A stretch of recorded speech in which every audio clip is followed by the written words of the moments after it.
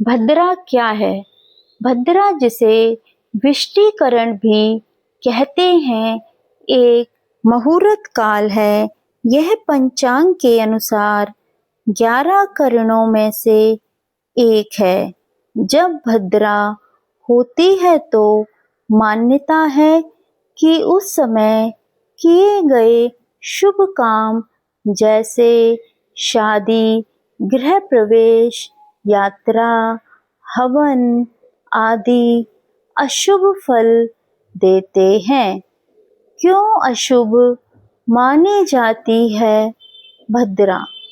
भद्रा काल में किए गए कामों से बाधाएं, रुकावटें और अनचाहे परिणाम आने की आशंका रहती है। पुराणों में उल्लेख है कि भद्रा काल में शुभ कार्य करने से झगड़े, रोग और अपशगुन हो सकते हैं। इसलिए पंडित और ज्योतिषी भद्रा के समय बड़े कार्यों से बचने की सलाह देते हैं।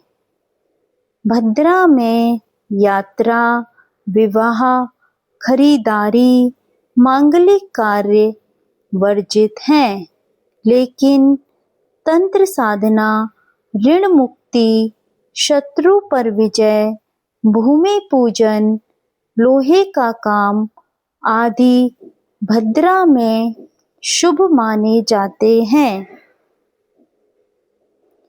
आसान तरीका याद रखने का: कोई भी शुभ काम करने से पहले पंचांग जरूर देखें।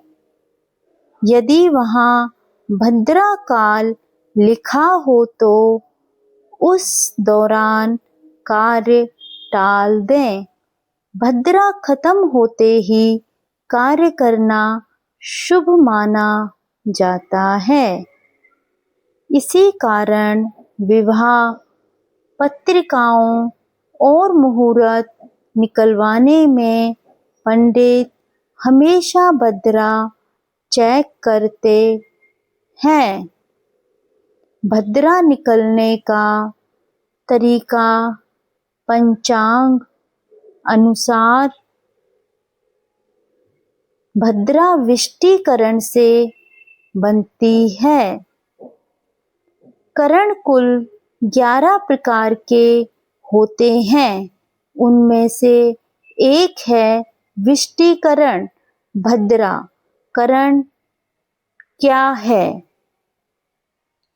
वैदिक ज्योतिषी में एक तिथि को 2 हिस्सों में बांटा जाता है और उन हिस्सों को करण कहते हैं। कुल 11 करण होते हैं, जिनमें से विष्टिकरण को बहुत अशुभ पाया गया है। जब भी तिथि में विष्टिकरण आता है, उस समय को भद्रा काल कहा जाता है। इसे आप पंचांग कैलेंडर में आसानी से देख सकते हैं। वहाँ साफ लिखा होता है भद्रा प्रारंभ और भद्रा समाप्ति। भद्रा का स्थान: भद्रा लगातार बदलती रहती है और हर दिन अलग अलग लोक में रहती है। भद्रा यानी यदि स्वर्ग लोक में हो तो शुभ कार्य हो सकते हैं। भद्रा यदि मृत्यु लोक में हो, पृथ्वी पर, तो वहाँ यह अशुभ शुभ वर्जित है। भद्रा यदि पाताल लोक में हो, केवल तंत्र मंत्र और शत्रु विजय कार्य किए जाते हैं। आसान तरीका याद रखने का। कोई भी शुभ काम करने से पहले पंचांग देखें। यदि वहां भद्रा काल लिखा हो तो उस दौरान कार्य टाल दें। भद्रा खत्म होते ही कार्य करना शुभ माना जाता है। इसी कारण विवाह पत्रिकाओं और मुहूर्त निकलवाने में पंडित हमेशा भद्रा चेक करते हैं। धन्यवाद।